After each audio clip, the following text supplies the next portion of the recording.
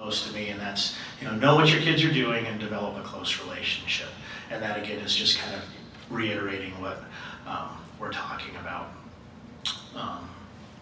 So what I'm speaking to kind of comes down, again, to similar to what the other speakers spoke about, which is, how do we share our values with our kids?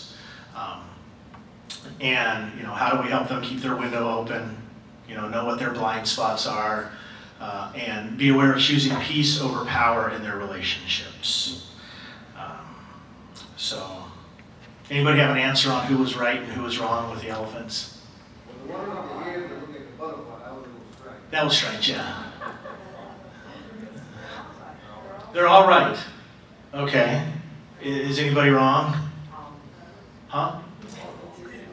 They're all wrong too, right? Right. Yeah. So, this is a situation where, the whole is greater than the sum of the parts. And it kind of comes back to relationships and having that strong, having strong relationships, whether it's, parent-child. But when we have strong relationships in our lives that support us, we become stronger because the relationship is stronger than the two individuals in the relationship. So, those 5 people, they needed to communicate. They would have figured it out. All right, I know I'm running over. Thank you.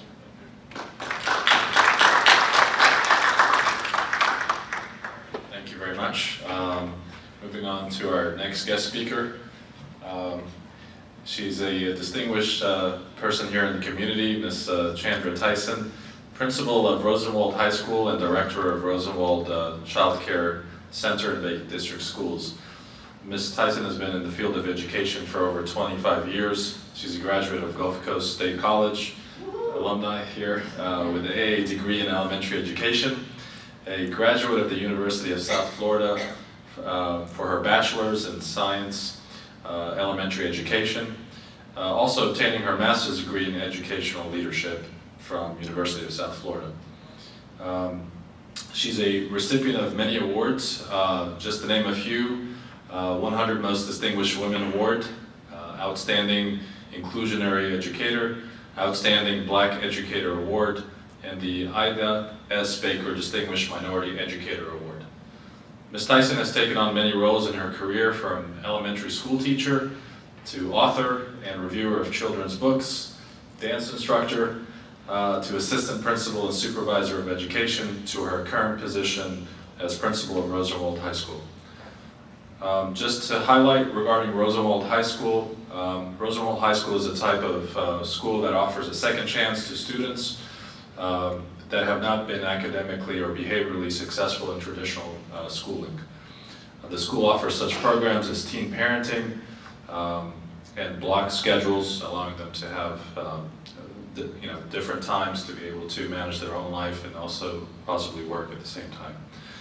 Ms. Tyson is a native to Panama City, serving the area for over 10 years. She's a mother of 3 and a grandmother of 1. We'd like to welcome her to speak about the topic of teen parenting.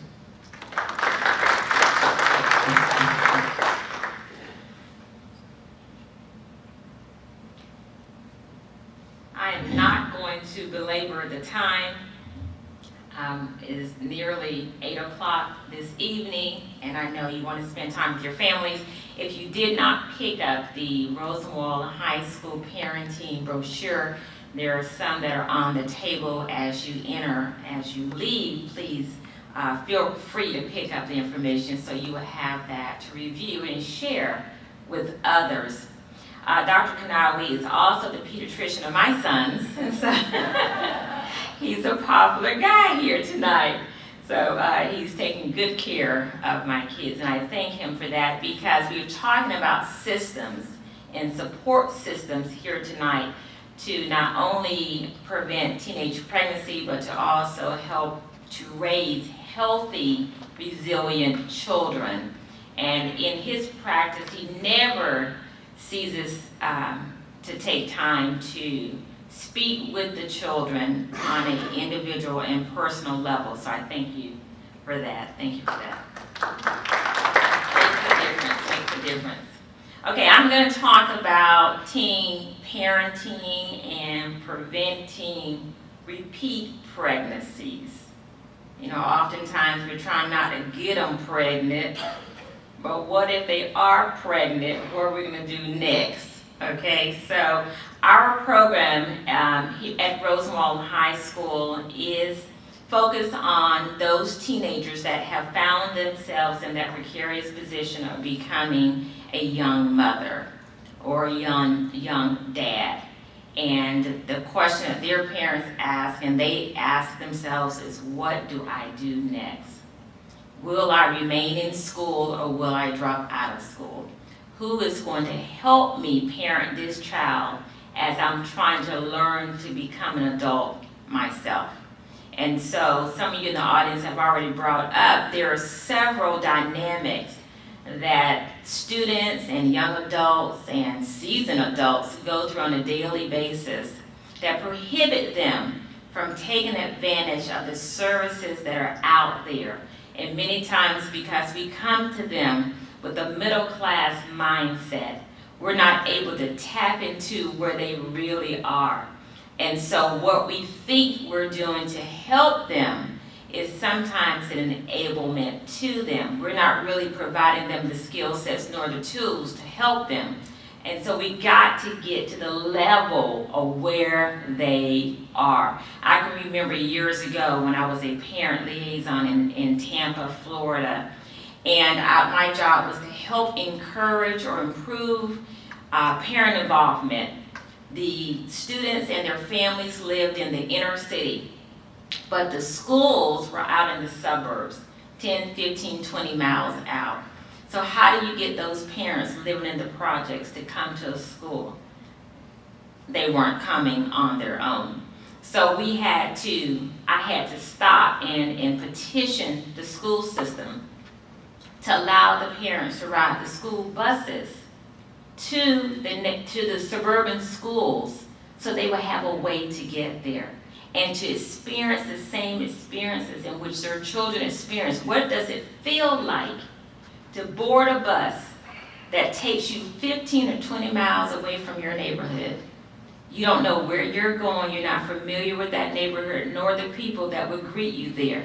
There was definitely a disconnect. So by the parents beginning to ride that bus, they had a better understanding of even what their children were going through. And sometimes because of that ride from home to school, the kids would arrive at school angry, but nobody could understand why. You just uprooted me from my neighborhood. What are you talking about? How would you feel? So it was eye-opening for the parents, and then I also, in reverse, had the schools to ride the school bus back into the inner city to see how that would feel. So they did not realize the distance until they boarded that bus, nor that they realized the different neighborhoods that existed. So you leave a pristine neighborhood where all the hedges are fully manicured and the lawns are green and everything's freshly painted, and then you go into a neighborhood in which there's broken glass and vandalism and words on buildings and people hanging out everywhere and folks riding bicycles and walking because there's no transportation. And then you go into their homes or into the community center and have a parent conference, and what happened was the reverse of what happens with the kids. The school personnel clammed up. Okay, the school personnel was afraid and they didn't know what to experience and they didn't know where they were because it was a new environment, it was a strange environment. But the kids in that neighborhood, oh, they showed a different personality. That was their neighborhood. So they were strong, they were resilient. Teachers had never seen them in that light.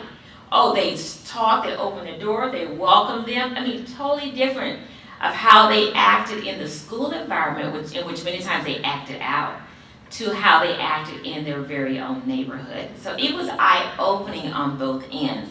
So I didn't really come to talk about that, but as some of you have commented, it made me stop and reflect upon some of my past experiences and how do we as professionals really get to the heart of helping people that need help to develop those skill sets when we have no inkling.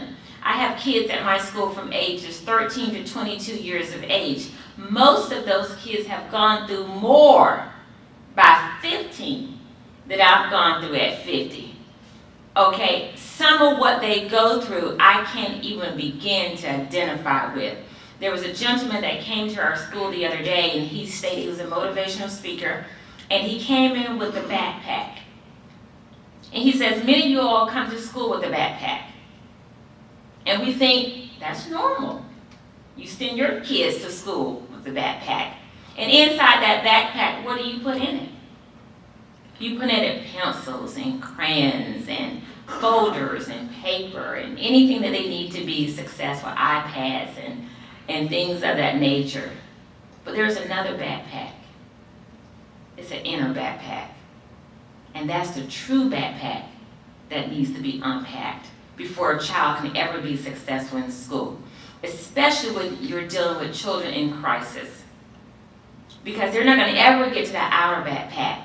The teacher tells them to pick up that pencil, complete the assignment. Ed, are you talking to me? I have so many things on my mind this morning. The last thing I'm interested in is completing this worksheet. And so a teacher has to move beyond what is being typically requested or demanded or expected of them to do as a teacher, and put on the hat of a social worker, of a physician, of a mental health specialist, of a law enforcement officer, you name it, they must do it in order to get to the root of what's really bothering that child. Because until you unpack that inner book bag, you're never going to get to the outer. So those outcomes that you're expecting would never manifest until you ask the question, why? I'll never forget, a kid came to school and I'm just, upset. As a principal, the superintendent, Mr. Huskell, demands that we enforce dress code. And the kid came into school that day and I said, son, where's your shirt? You should have a polo shirt on. And we have 3 colors, maroon, black, and white. Where's your shirt? Where are your khakis?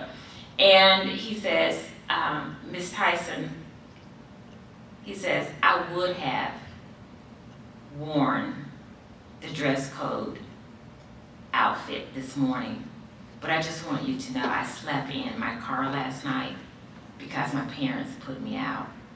And so I didn't come here intentionally to violate the dress code, but I came today because I wanted to be educated. How big did I feel?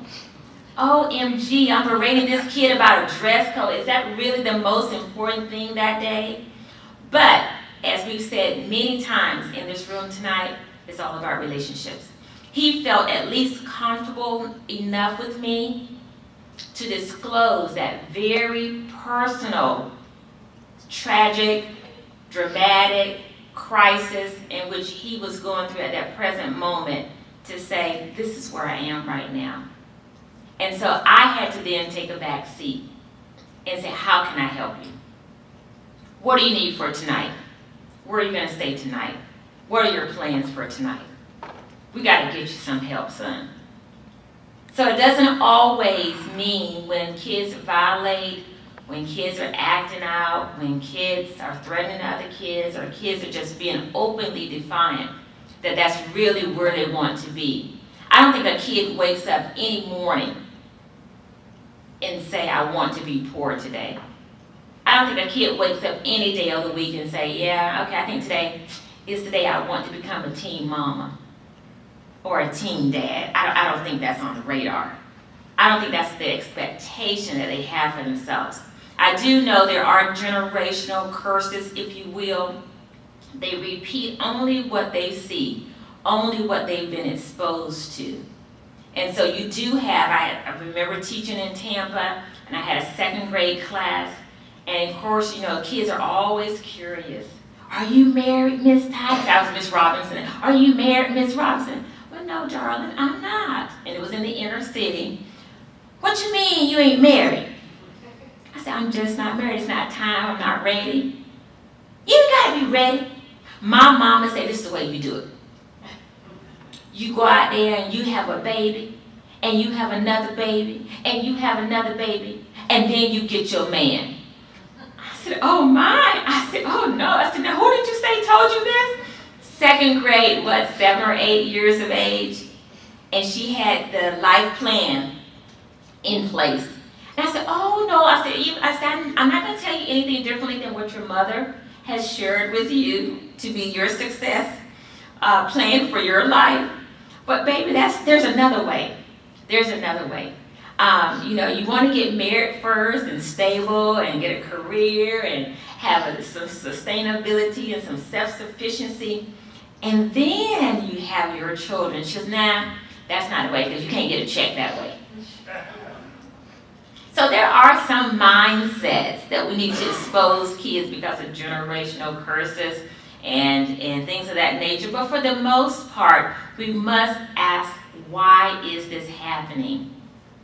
What is the root cause of why am I seeing this in my child? Why am I seeing this in my school? Why am I seeing this in my practice? We must ask the question why and be courageous enough to stick it out with them. A mentorship is good, but a mentorship, unless you're going to stay in for the long haul, can do more damage than good. You got to stick it out. I tell mentors that come to my school, listen, if you can't commit to coming here once a week to work with the same individual, you may as well not come. Because they've been disappointed. That trust has been already shattered. So they need dependency, they need loyalty, they need most of all your time. Just to let it roll. Say what you want to say, I'm here to listen. I just want somebody to hear me out. And I know sometimes kids give you the shock and awe. I'm going to commit suicide. Hello? I'm going to commit suicide. Okay, are you really serious? But anyway, if they utter those words, we must take it seriously and, do the risk assessments. But sometimes kids just want to see if you're listening. My kids do it to me all the time. I was sharing with someone earlier tonight. My favorite words they say is, uh-huh. Mama, can I go sleep over at this person's house? Or can I go to the mall and buy these shoes? Then they'll throw something in there. And I go, You're not listening to me. I said something completely off the wall. And you said, So sometimes kids just want to see if we have their ear, their attention. How much are we really paying attention? How much are we really in the present? How much? You talked about relaxation, that we don't know how to relax anymore. And it doesn't have to be anything expensive, going off somewhere. If you do that, that's fine. But even just taking a walk around the park. Just taking time to drive a different way home so that you have more time to spend and hear and listen and talk to your children. We got to spend time doing that. Now let me get to my real message. I don't know where all of that came from. I tell you. So I am at Rosenwald High School. Let me tell you these stats. According to the CDC, 365,000 teens ages 15 through 19 gave birth in the year 2010. 365,000. Being a teenage parent, of course, we know can be overwhelming and have negative effects on one's health, emotions, and finances. Nearly 1 in 5 births to teen mothers ages 15 to 19 is a repeat birth. 1 in 5. American Indian, Hispanic, African Americans, and Alaskan Natives are 1.5 times more likely than whites to have a repeat pregnancy. About 183 repeat pregnancies occur each day in the United States. 183 each day. About 1 in every 5 sexually active teens use the most effective type of birth control after they give birth. 1 in 5. That was startling to me. Startling from the CDC. The teen parenting program we have, or commonly if you research it statewide, it's called TAP. It is a voluntary program We can't mandate or orchestrate folks get help. You know, I think the real direct beeline to getting help is if you Baker Act someone. You know, but other than that, everything mostly is voluntary. You cannot mandate. When you were talking about your son and he was running away, and I thought, why didn't they just take him to the hideout house? Why didn't they, you know, but even if they took him to hideout house and you did say he had gone there 2 weeks, he can leave at his own free will. They can't make you stay there. You know, so teenagers know, some of those rules and regulations. I know even personally with my son, I took him too because I said, we just need a separation. Okay, somebody ain't gonna live longer than tonight. We need a separation. And I had a friend, I said, listen, he's coming. Y'all just make a bed for him, you know. And so teenagers know some of those rules and they talk to one another to kind of manipulate the system. But even having said that, we still must help them and give them second chances. Rosemont is a school of second chances. So it is a voluntary program designed to provide comprehensive and auxiliary services to help teen moms and dads stay in school. It is a dropout prevention program. And so we provide services to facilitate the completion of the coursework necessary for them to earn a high school diploma. Okay? The Florida statute states that every Florida school district must provide a teen parenting program. Every school district. Now, it can be on a campus of a school, it can be an outside agency, we can contract with other daycare services or however we want to do it, but the state of Florida feels strongly that these babies need help because they just don't know what they don't know. And if we don't intervene soon, we will see a repeat pregnancy. Within the past 2 years, I have 3 teens that are on their second baby. One of those 3, she's on her 4th baby. She graduated with me 2 years ago. She's on baby number 4. This year I have 2 repeat pregnancies. Their babies are toddlers around 2.5 years of age, and then they found themselves pregnant again. As the principal of the school and as the director of the daycare center, it causes me pause. What do I need to do to assist these teens with not repeating the mistakes?